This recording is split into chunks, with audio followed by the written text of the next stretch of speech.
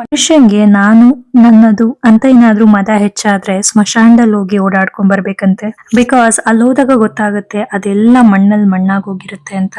Welcome back. ಇದು ನನ್ನ mini vlog. As usual ಸಂಜೆ ಕೆಲಸನ ಮುಗಿಸ್ಕೊಂಡು ಫ್ರೆಶ್ ಅಪ್ ಆಗಿ ಪೂಜೆ ಎಲ್ಲ ಮುಗಿಸ್ಕೊಂಡು ಇವತ್ತು ನೈಟ್ ರಾತ್ರಿಗೆ ರಾಗಿ ಅಂಬ್ಲಿನ ಮಾಡ್ಕೋತಾ ಇದ್ದೀನಿ.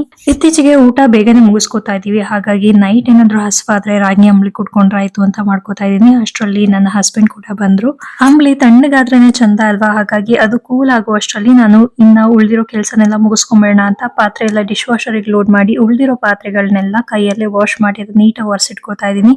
ಇನ್ನ ಕೌಂಟರ್ ಟಾಪ್ ಅಥವಾ ಕಿಚನ್ ಇಂದ ಏನೇನ್ ಕಲೆಗಳಾರಿರುತ್ತೆ ಅದನ್ನೆಲ್ಲ ನೀಟಾಗಿ ಕ್ಲೀನ್ ಮಾಡ್ಕೊಂಡು ಅಷ್ಟರಲ್ಲಿ ರಾಗಿ ಅಂಬ್ಲಿ ಕೂಡ ಕೂಲ್ ಆಗಿತ್ತು. ಸೊ ನಾನು ರಾಗಿ ಅಂಬ್ಲಿ ಜೊತೆಗೆ ಇವತ್ತು ಈರುಳ್ಳಿ, ಮೆಣಸಿನಕಾಯಿ ಹಾಗೆ ಸಾಂಬಾರ್ ಸೊಪ್ಪು ಈ ಮೂರನ್ನ ಸೇರಿಸ್ಕೊತಾ ಇದೀನಿ ರುಚಿಗೆ ಚೆನ್ನಾಗಿರುತ್ತೆ ಅಂತ ಹೇಳಿ. ಆಸ್ ಯೂಶುವಲ್ ಇದಕ್ಕೆ ಉಪ್ಪು ಹಾಕೊಂಡು ಗಟ್ಟಿ ಮೊಸರು ಸೇರಿಸ್ಕೊಂಡು ಇದೆಲ್ಲ ಸೇರಿಸ್ಕೊಂಡ್ರೆ ಸಕ್ಕತ್ತಾಗಿರುತ್ತೆ ಕುಡಿಯಕ್ಕಂತೂ. ನೈಟ್ ಟೈಮ್ ಅಂತೂ ಕೂಲ್ ಆಗಿ ಅನ್ಸುತ್ತೆ. ಇನ್ನ ಇದೆಲ್ಲ ಮುಗಿಸ್ಕೊಂಡು ಅಮ್ಮಗೂ ಊಟ ಹಾಕಿ ಇನ್ನ ಮೀನ್ಗಳಿದೆಯಲ್ಲ ಅದಕ್ಕೆಲ್ಲ ಊಟ ಹಾಕ್ಬಿಟ್ಟು ನನ್ನ ದಿನ ಎಂಡ್ ಮಾಡ್ತಾ ಇದ್ದೀನಿ. ಇಲ್ಲಿವರೆಗೂ ಯಾರಾದ್ರೂ ನೋಡ್ತಾ ಇದ್ರೆ ಥ್ಯಾಂಕ್ ಯು ಫಾರ್ ವಾಚಿಂಗ್. ಹಾಗೆ ಇನ್ನು ಯಾರಾದ್ರೂ ಸಬ್ಸ್ಕ್ರೈಬ್ ಮಾಡ್ಕೊಂಡಿಲ್ಲ ಅಂದ್ರೆ ಸಬ್ಸ್ಕ್ರೈಬ್ ಮಾಡ್ಕೊಳ್ಳಿ ಅಂತ ಹೇಳ್ತಾ ನಾನು ಹೋಗಿ ಬರ್ತೀನಿ. ಬಾಯ್.